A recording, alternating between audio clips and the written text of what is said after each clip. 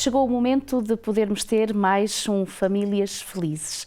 Saudamos cada um de vós nesta semana que se está a desenrolar, em que nos encontramos com alegria, com todos, e gratos a Deus por tudo aquilo que Ele tem feito na nossa vida.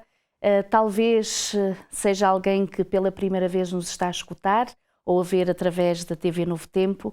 Seja bem-vindo. Se houver alguma dificuldade, algum desafio, talvez a perda da esperança, agarre-se a Deus. Sabe que há sempre alguma coisa na palavra de Deus, talvez numa música cristã, num pensamento, numa oração secreta que possa fazer para Deus o aliviar, a aliviar desse desafio que está atravessando na sua vida, e quem sabe o Senhor até inclusive não nos possa usar neste programa que sintonizou através da rádio ou da TV, e hoje não foi por acaso que está aí para tentar investir mais e melhor naquilo que talvez até acho que já não vale a pena.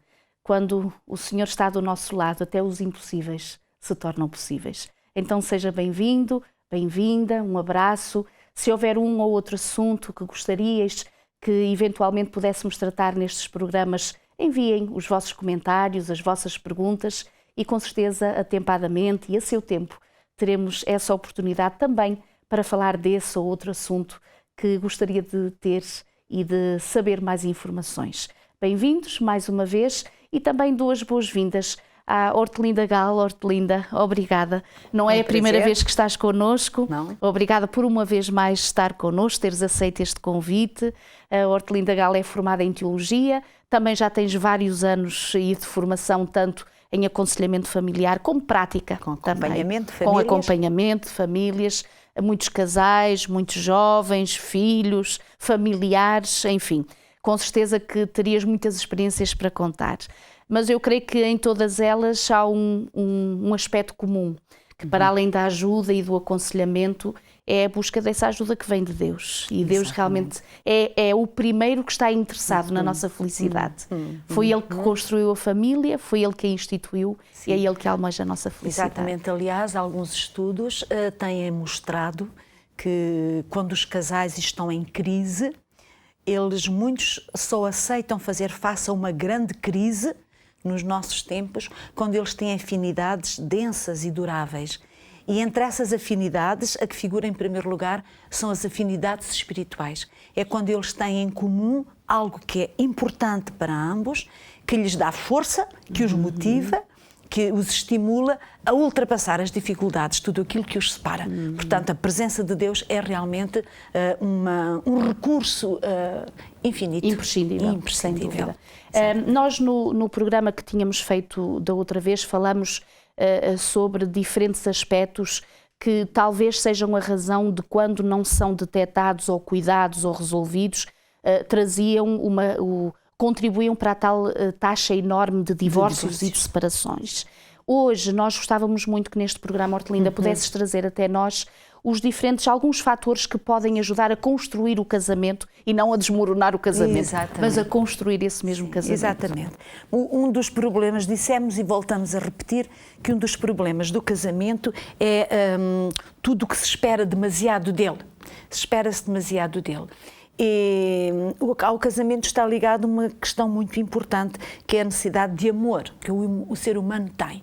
O ser humano recebe amor dos seus pais, recebe amor dos seus irmãos, recebe amor dos seus pares, mas na realidade a sua ânsia de amor é projetada, portanto, no casamento. Daí que as histórias de amor geralmente terminam sempre e casaram e foram felizes para sempre, não é? Infelizmente vimos que em 2017, 74% dos casais acabaram por negar isso, não foram felizes para sempre, porque divorciaram. E muitas vezes pensamos que basta amarmos-nos para sermos felizes e para conseguirmos o casamento. E na realidade isto é verdade. Basta amarmos-nos para sermos felizes e termos um casamento satisfatório e conseguido. O problema está naquilo que tu colocas dentro desta palavra amor. O que é que eu compreendo dela? O que é que tu compreendes dela? Na realidade, o amor é o instrumento mais importante na construção de um casal e na construção da vida do ser humano. Mas muitas vezes nós temos, sobretudo em relação com o amor conjugal, temos tantas ideias falsas. A sociedade passou-nos tantas ideias que não correspondem à realidade, que o ser humano hoje faz montes de coisas a pensar que é amor e que não são amor. Portanto, há uma enorme confusão na cabeça dos nossos contemporâneos, da juventude, sobre o que é o amor. Para muitos o amor é realmente aquela efervescência emocional, afetiva, sentimental, aquilo que nós chamamos a paixão. A paixão. Não é? A paixão. Claro que a paixão mobiliza, galvaniza-te e traz-te sentimentos, enfim, de transcendência e de felicidade. É um facto. Mas o amor não é isso. O amor não é isso. E é porque para muitas pessoas é essa efervescência dos sentimentos que é o amor. Quando no casamento, que é um projeto de trabalho, de amor, mas também de trabalho, esses sentimentos se esbatem, as pessoas pensam que já não amam. Já não gostam, já não amam. Então já não amam e buscam essa efervescência emocional noutros relacionamentos. Para outras pessoas, ou em conjunto com essa ideia, a ideia de que o casamento, portanto o amor, está ligado à sexualidade. Aliás, praticar sexo se diz fazer amor. Exato. Fazer amor. Portanto, amar-se é realmente ter experiências de natureza libidinal, sexual, extraordinárias, transcendentes. Quando o desejo, a intensidade ou da solicitação ou enfim, do prazer se pode esbater, a pessoa pensa, bom, já não nos amamos. Já não nos amamos. E particularmente no nosso tempo, em que tantos homens e mulheres passam a maior parte das suas vidas com outras pessoas, que não com o seu cônjuge, nos trabalhos, nos serviços, pode acontecer muito facilmente que haja um estímulo sexual por alguém, alguma atração. É normal, os seres humanos são seres físicos, têm uma libido que funciona. E então a pessoa fica a pensar que agora ama aquela pessoa e já não ama, portanto, o seu parceiro. E isto está muitas vezes na base de algo que é cada vez mais corrente, que é a infidelidade conjugal. Aquilo que antigamente se chamava adultério e hoje damos uma palavra mais agradável, que é a infidelidade conjugal. No entanto, nós podemos realmente dizer que o amor tem realmente três aspectos. O verdadeiro amor tem três aspectos. Tem esse aspecto da paixão, dos sentimentos, que é o aspecto inicial. Nós precisamos estar enamorados da pessoa com quem vamos construir um projeto para a vida, não é? É importante. Eu costumo dizer que a paixão é como um motor de arranque num carro, não é? Precisamos dele para o início. Exato. Mas depois, quando o carro está a funcionar, não usamos mais o motor de arranque, a não ser que o carro se vá abaixo. Voltamos a necessitar do motor de arranque. Portanto, é necessário que haja realmente esse sentimento de enamoramento, de paixão, que lança a relação e que lhe dá sempre cor. É muito importante que o casal não deixe morrer este aspecto da relação, que é realmente a paixão, um certo fogo, uma certa atração um pelo outro, não é? E o casamento também tem realmente o aspecto sexual. Não nos casamos para ser amigos. Ora bem. Um homem casa-se com uma mulher precisamente porque o homem e a mulher são géneros diferentes, há atração sexual. Portanto, isso também faz parte do casamento e é muito bom que isso seja mantido. Mas depois há um outro aspecto do casamento que os nossos contemporâneos não apreciam muito, que é a parte responsável do amor. Exato. Que é o compromisso e o envolvimento com o outro, naquilo que ele é, naquilo que ele se deve tornar, naquilo que ele necessita, naquilo que eu posso realmente fazer por ele. O compromisso é aquilo que antes se dizia, casamos para o que der e vier. Isso, para toda a vida. E para toda a vida, até que a morte nos separe, para a alegria e para a tristeza. Exatamente. E este aspecto do compromisso, que na realidade é a minha responsabilidade pelo outro, pelo seu bem-estar, e que se repararmos bem, nem sequer é só no casamento que isto existe. Os pais, quando nasce uma criança, eles têm um compromisso com essa criança. Nem sempre eles têm sentimentos permanentes de amor, de ternura. Uma criança que chora a noite inteira esgota os pais. Às vezes eles têm vontade de a pôr de lado, mas não fazem isso. Porquê? Porque são responsáveis, porque amam. O amor é responsável. Também no casamento, o amor é responsável. O amor assume o outro naquilo que ele é, naquilo como ele se apresenta, naquilo que é a sua realidade. Eu se calhar diria, Hortelinda, que este elemento dos três que tu referiste, portanto a paixão, a intimidade, o compromisso, pode haver momentos mais tenues dessa mesma paixão, dessa mesma intimidade, porque pode surgir por diferentes aspectos, mas o compromisso existindo não é porque os outros estão mais débeis que se deixará cair um relacionamento. Enquanto que se houverem os outros sem o compromisso, mais facilmente uma relação pode findar. Pode findar, exatamente. Ou seja, nós não podemos funcionar só o amor não é compartimentado. Exato. É um conjunto, é um todo. Portanto, o amor, há momentos em que funciona mais numa paixão, vertente. Há momentos em que funciona a sexualidade, Exato. há momentos em que tem que funcionar a responsabilidade. Senão não é amor. Percebes? É a tal questão de um amor ser o princípio e não tanto um sentimento, que também o é, mas acima de tudo é um princípio. É uma escolha. Exatamente. É uma escolha, não é? Há um autor americano, ele é bem conhecido em Portugal também, que é Scott Peck. Ele diz uma frase que eu acho interessante, ele diz: o amor genuíno é mais voluntário do que sentimental. Pois. A pessoa que verdadeiramente ama, fala porque tomou a decisão de amar. Exatamente. Essa pessoa assume o compromisso de amar, quer o sentimento esteja ou não presente. O amor é um ato de vontade. Isso. E se não houver esta vontade, vão haver milhares de ocasiões em que a paixão não funciona, em que a libido não funciona e o casamento deixa de funcionar. Então é necessário querer.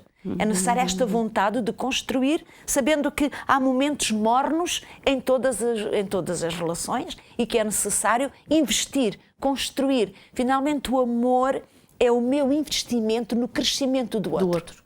E quando eu faço crescer o outro, é como duas rodas dentadas. O meu movimento arrasta o movimento do outro. E o movimento do outro arrasta o meu movimento. Ou seja, eu faço crescer o outro pelo meu investimento.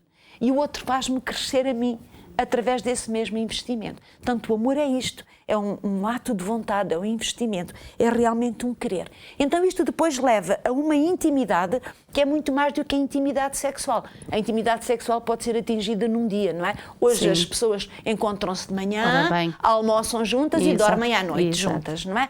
Mas esta intimidade é uma intimidade não só dos corpos, mas é uma intimidade das almas. Quer dizer, cada um torna-se o amigo indispensável, aquele que nos conhece, aquele que é testemunha da pessoa que nós somos. É isto que é o amor.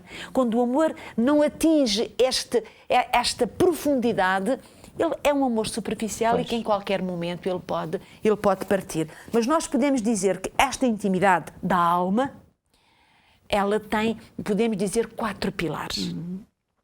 E o primeiro desses pilares nós podemos dizer que é a sinceridade.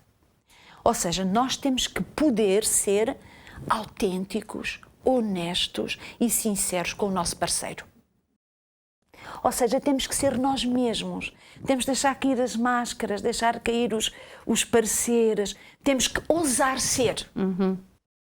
Mas é verdade que para eu ousar ser, eu tenho que sentir esse tal compromisso do outro. Exato. Não é? Que me dá confiança. O à vontade para. Não é?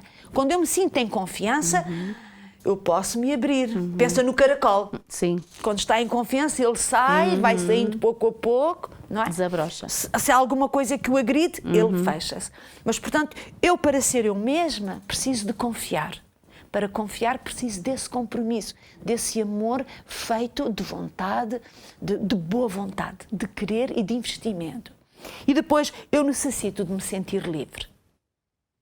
Se eu não tenho confiança, não me mostro como sou, não sou livre, não sou eu mesma. Então o casamento não pode ser, é verdade que se diz o amor conjugal. Sim. Levamos os dois o mesmo jugo, mas o casamento não pode ser um jugo. O casamento é um projeto, nos quais levamos o mesmo jugo, mas no qual os dois investimos da nossa originalidade, da nossa particularidade, das nossas especificidades, sendo nós mesmos em liberdade. E é importante que cada um respeite a liberdade do outro, respeite os sentimentos do outro, respeite aquilo que o outro é. e o aceite realmente como ele é. Porque o amor, e o amor com certeza, tudo isto que acabaste de dizer, acaba por ser uma graça de Deus, um dom. Sim. Porque nós, na nossa natureza, Somos facilmente... egoístas e o amor é o contrário do egoísmo. Exatamente, portanto, e desistimos facilmente de tudo e de todos, porque estamos virados sobre nós mesmos. Mas, acima de tudo, eu creio que, e agora tocando esse aspecto, amar verdadeiramente é, com a ajuda de Deus, aceitar o outro como ele é. E se ele é o que eu achava que ele deveria de ser, a coisa ainda corre muito bem. Mas começa aquela descoberta, como dizíamos no outro programa, em que ficamos... Isso. Nós costumamos perguntar-nos, será que eu amo? Será que é para continuar? Mas o verdadeiro amor aceita ou sabe como aceitar essa diferença e viver com ela. Não pode haver amor sem aceitação. Pois. Porque nós somos... Deus criou com base na diferença. Exato. Criou um homem e uma mulher. São duas maneiras de ver o mundo. Sem dúvida. E de ser.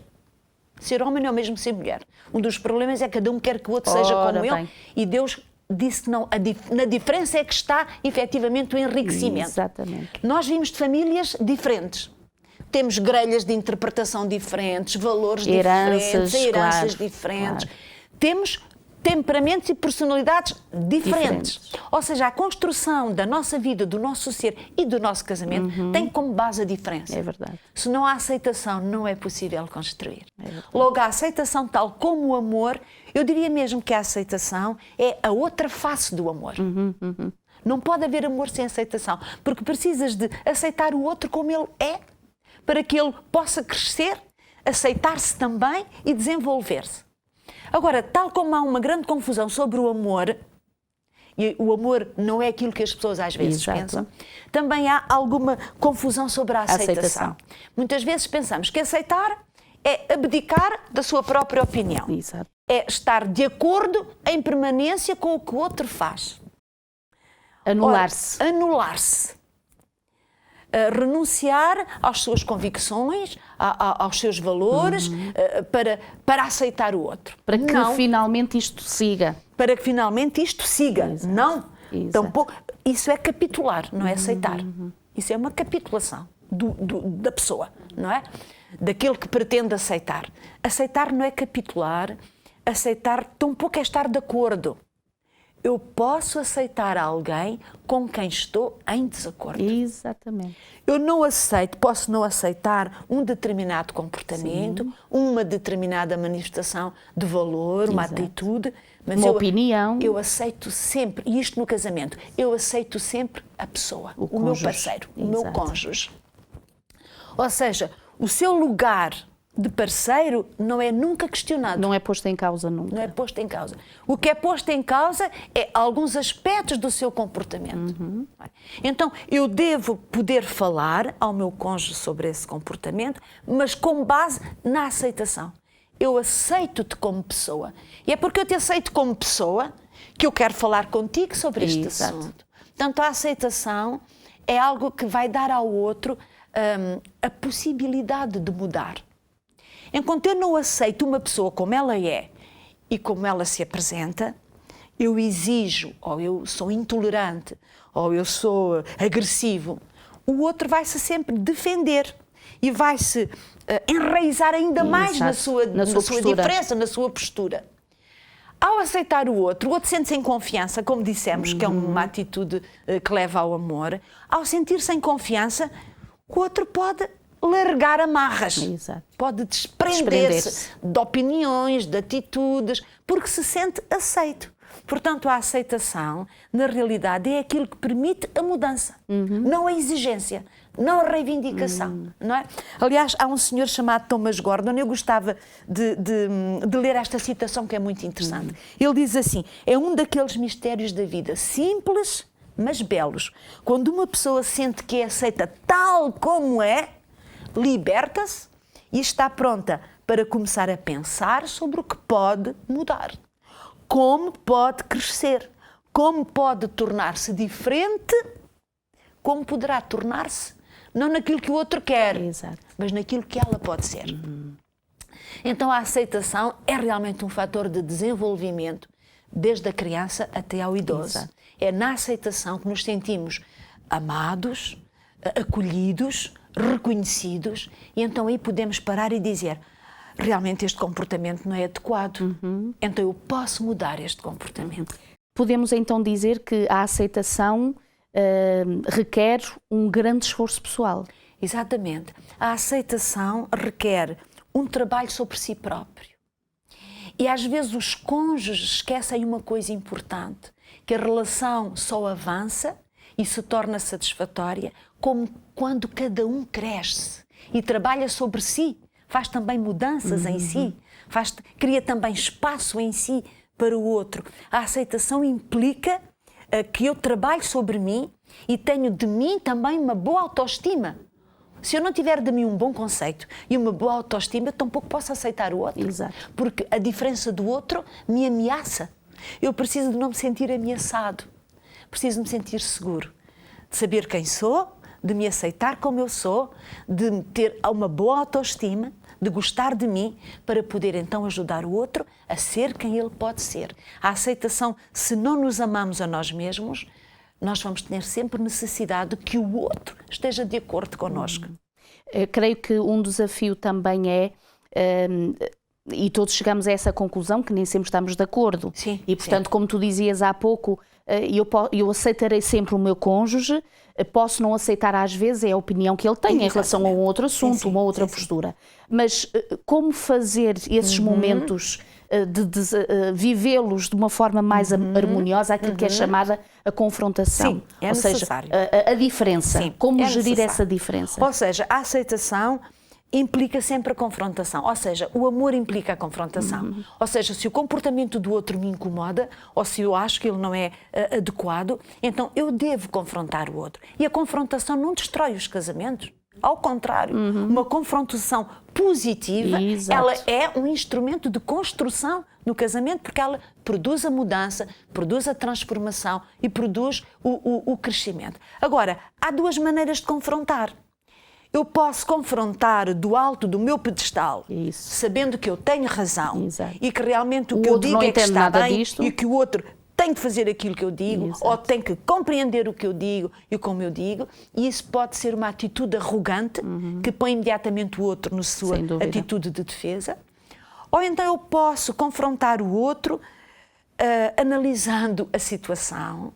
Porque é que o outro tem aquele comportamento? O que é que no seu percurso pode ter levado ali? Porque é que o seu comportamento me incomoda a mim? O que é que no meu percurso me levou a que isso me incomoda? É efetivamente uma coisa importante que é necessário corrigir. E se é necessário corrigir, então vou tentar ajudar o outro a corrigir. Então esta atitude, que é uma atitude de análise, de questionamento, sobre si próprio, sobre a sua própria razão e sobre as causas do comportamento do outro, é uma atitude que produz a humildade.